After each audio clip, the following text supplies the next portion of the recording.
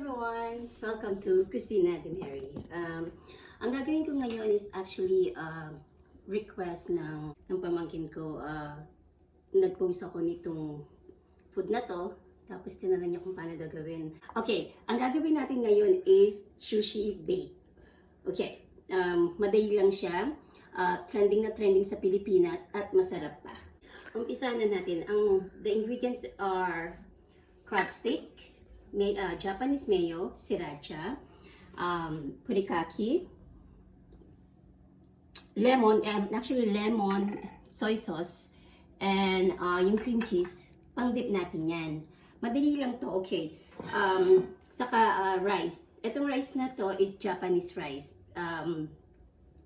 Para ka lang nagluto ng steam rice.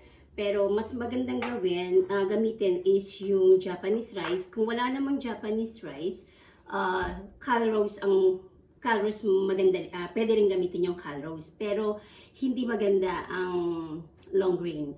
So either yung short grain is the best para doon sa sushi bake na gagawin natin. Ito, inimix natin ang rice with rice vinegar, seasoned rice vinegar. Kung wala naman kayong rice vinegar, pwede nyo gamitin yung regular vinegar, pero lagyan mo ng konting sugar. So, imimix lang natin dito yan. Mix nyo lang yan.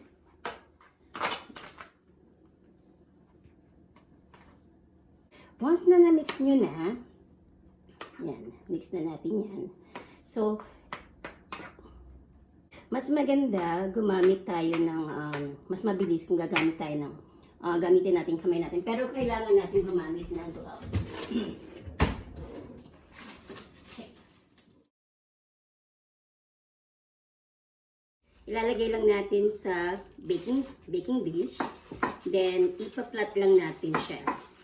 Yan.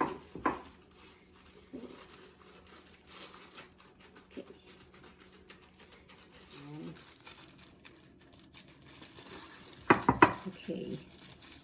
Yan. Flat na siya. So, set aside natin to. Okay. Tanggalin ko lang yung aking gloves. Ngayon, imimix natin ang crab stick and yung Japanese mayo. Natin to sa itong Japanese mayo.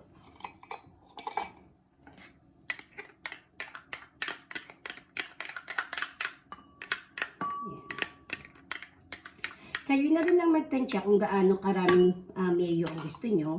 Kasi yung iba, mas gusto nila maraming mayo. Yung iba naman, ayaw ng masyadong maraming mayo. So, nasa sa inyo na kung gaano nyo karami ilalagay yung lalagyan ng mayo. So, mix nyo lang yan. Okay. Okay. Yan siya. Mix nyo lang ng ganyan. Mix nyo lang yan. Then, sunod natin gagawin is, it's actually para tayong gumagawa ng lasagna, layer lang. Layer lang siya. So, ilalagay natin itong furikake. Kung wala naman kayong mahanap na furikake, pwede mong gamitin yung nori. Roasted, yung nori lang. Sa nori, kung itong gagamitin nyo, wala kayong mahanap na furikake. So, gagawin nyo lang is, pag-iwa-hiwalay nyo to. Actually, gawin natin ganito. Mas madali. I-roll natin na ganyan. Yan. Then, hindi ko lang gunting ko. Then, gupitin natin ng maninipis. Kakalat nyo lang dyan. Yan. Yan. Yung iba, nilalagay nila yung buong nori. Pero kasi, ang hirap kasing kainin kapag ganun eh. Once na kinat niya isa-isa yan, sumasama, humihila itong nori. Once na siya, nabasa na. So, ganito, gupitin lang natin. Yan, then ikalat natin sa ibabaw ng kanin. Okay, ubusin na natin. Ubusin na natin to. Okay. Okay. Suotin ko ulit ang gloves ko. Okay.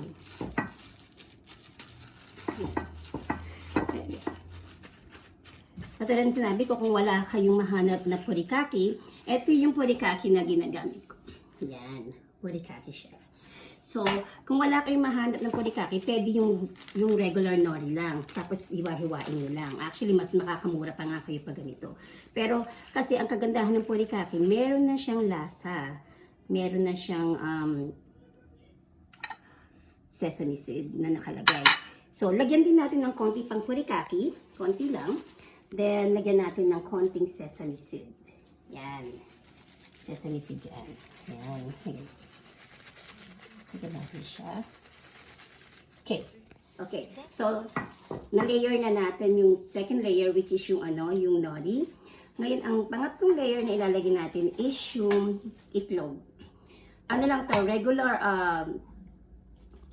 scrambled egg. Nilagyan ko lang ng konting kikuman, soy sauce, and ajumirin para may konting tamis siya. Ito yung ajumirin.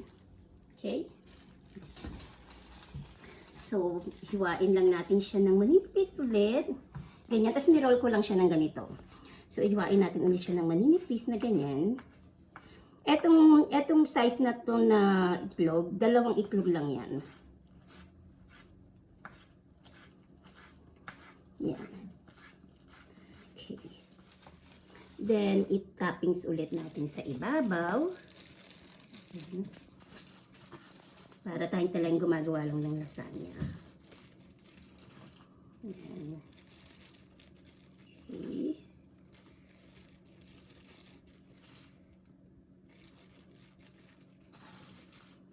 Okay. Yan. Ito na yung pangatlong layer natin. Then, set aside natin to. Tapos na to.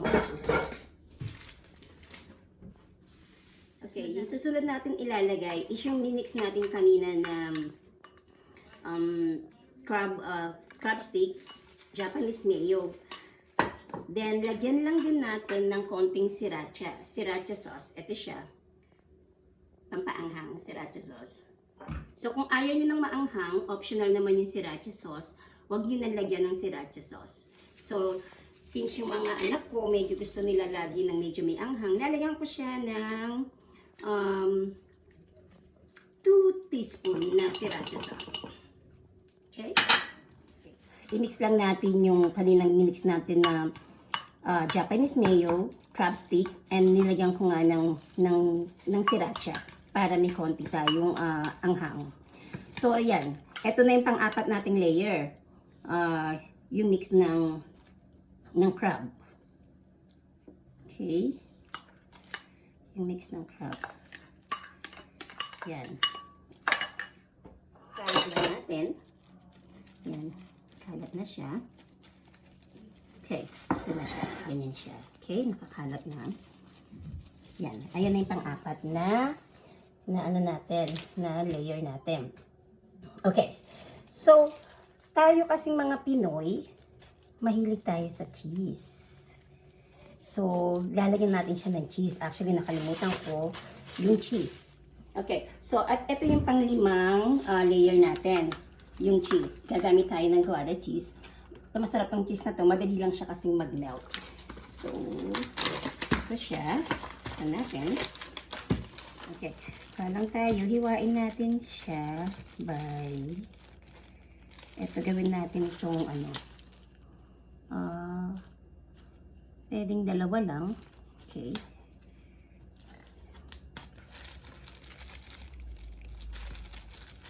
Okay. Okay. Tignan natin. So, i-layer lang natin siya ng ganito. Isa. Ganyan lang. Ganyan lang natin i-layer.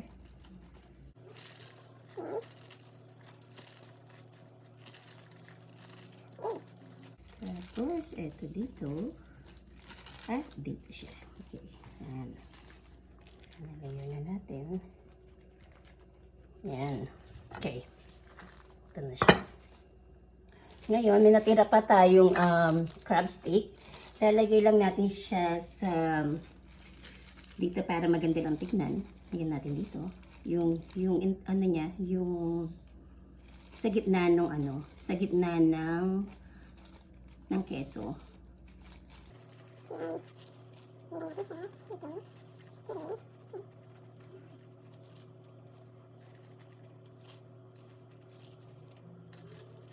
Okay, ayan na siya, ganyan na siya. Ngayon, i-bake natin siya. Actually, it's not bake, broil. Ang ano lang kasi natin, kaya natin ilalagay yan sa oven para mag-melt yung keso at magkaroon siya ng yung may konting sunod na effect yung ibabaw. Lagyan lang natin muna ng konting purikake ulit. Yan, lalagyan ko yan ng konting purikake ulit sa ibabaw. Yan siya.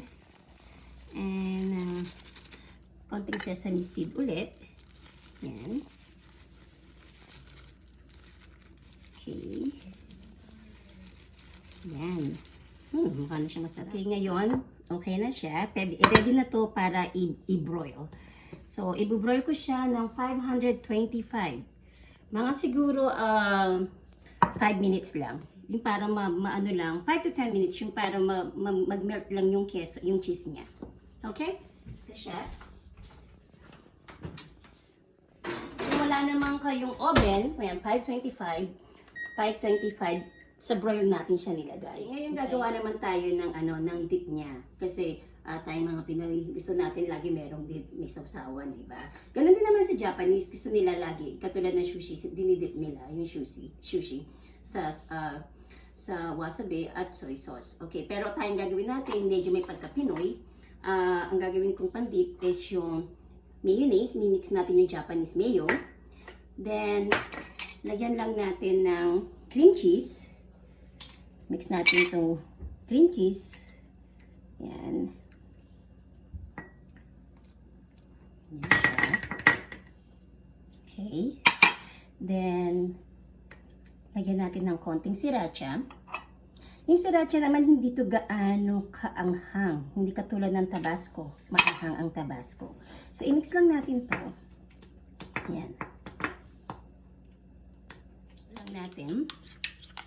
Mix lang natin yung Japanese mayo, cream cheese, and sriracha. Ayan. Yan. Meron na tayong cheesy dip. Okay. Creamy. So, meron na tayong creamy dip. Okay. So, ito siya. Okay. Then, sa isa naman, yung sa soy sauce naman, ang gagamitin natin is yung lemon, soy sauce, Kikkoman soy sauce, mix lang din natin yan.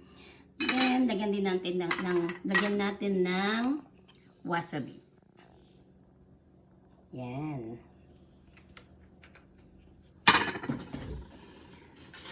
Okay, mix lang natin yan. Huwag masyadong maraming wasabi. Yung iba ayaw gumamit ng wasabi kasi nga masakit daw sa ilong. Pero masarap siya kapag pag pinandip natin sa sushi. Masarap siya. Wag lang natin masyadong lagyan ng maraming wasabi. Okay? So, ito na yung pangalawang dip natin. Okay, ito na ngayon yung dip natin. Yung creamy cheese dip and soy dip. Okay? Okay, tapos na yung 10 minutes. Ito na siya. Tignan natin na after 10 minutes, tignan natin kung ano na siya. Ayun, ang ganda. Okay, look at that. Diba? Ganito dapat natin ma-achieve. Yan. Ganyan dapat. Yan. Yung ganito. Yan. Ito. Yung medyo para may konting sunog yung keso. Yan. For presentation lang. Okay? So, kung wala kayong oven, pwede kayong gumamit ng torch. I-torch nyo yung cheese or sa oven toaster. Okay? Then, after that, pwede natin, mainit pa siya, pwede natin lagyan kung dagdagan natin ng konting sriracha. For for presentation lang. Ganyan. Yan.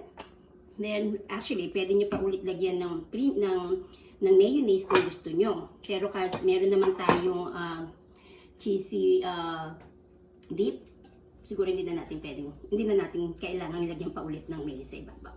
So, ganito na ngayon yan. Ganito paano kainin ang sushi bake. Okay. Ganito siya. Ito, gagamit tayo ng seasoned nori ulit. Yan. Kuha tayo ng spoon. Okay. Kuha lang tayo ng portion, konting portion. Yan. Ganyan. Konti lang yung kaya lang natin masubo. Yan. Ganito siya. Oops. Sarap. Ganyan siya.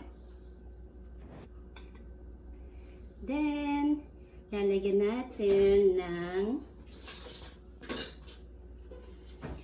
konting creamy cheese sa ibabaw. At, oops. Ang init eh. At konting soy sauce. Actually, hindi ako pwede ng crab. So, ang titikim nito yung anak ko. Siya ang titikim. Yan. Ibalik mo sa'yo. Since hindi ako nakakakain ng crab, anak ko ang titikim. Patikiman natin. Mainit. Okay, yan.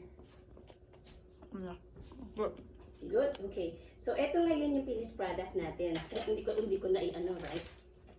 Nakita ko naman na kanina. Okay. So, medyo mainit siya. Masarap siyang kainit, mainit o malamig. Kasi actually sushi hindi naman dapat mainit eh. So, pinasok lang natin sa oven para nga mag-melt yung cheese niya. So, eto na siya. Eto na yung finished product niya. Sana nagustuhan nyo yung recipe ko ngayon. Enjoy. Pwede nyo rin itong, maganda rin itong pang negosyo. Lalong-lalo na trending ngayon sa Pilipinas itong sushi bake na to. Katulad ng sinabi ko kanina, hindi siya ganun kahirap gawin. Napakadali lang. Complete meal na to sa ating pamilya or pwede nyo pang negosyo. Thank you!